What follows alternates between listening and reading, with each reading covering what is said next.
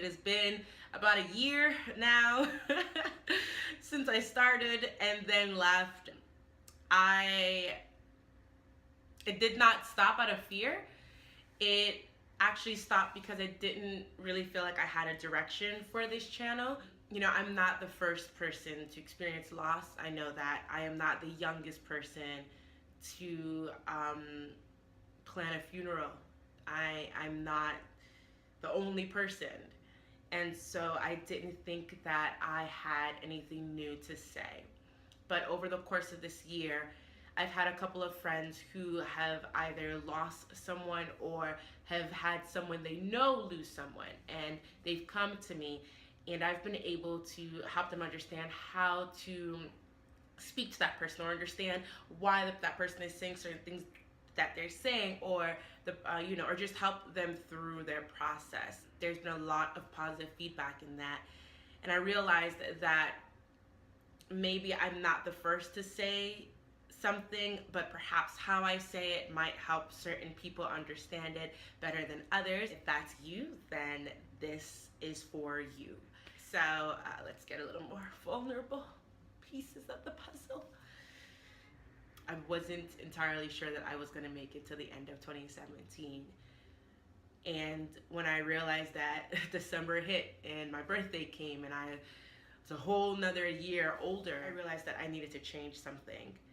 That this incoming year, year 2, also had to be a year of rediscovering and relearning and renewing a desire to live, and then redefining what that meant for me.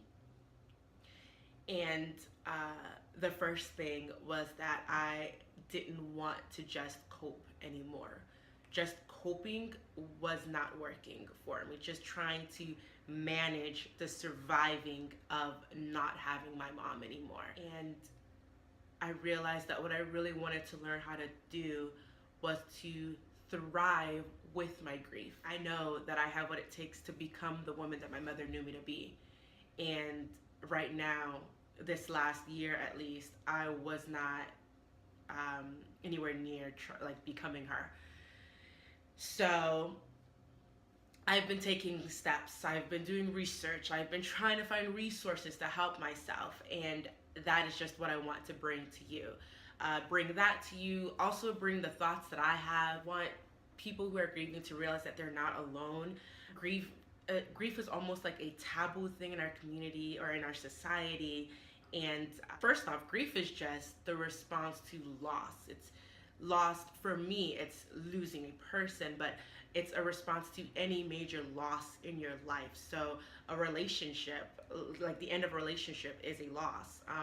The end of a friendship is a loss. Like the losing your job or quitting your job, or that's still a loss. Went to a therapist who told me that moving was to an extent a loss because I was losing the comfort of the city I knew and placing myself in this whole new city with its own cultures and its own rules and its own way of being. So we all experience loss in different areas of our lives.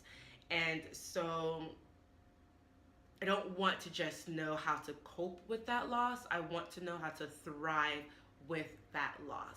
The idea that we have to get over our grief, especially for those who are grieving. Like, we know, we don't get over it. It's always with us. Every breath that we take, we are thinking of it. The idea is to learn to live with it.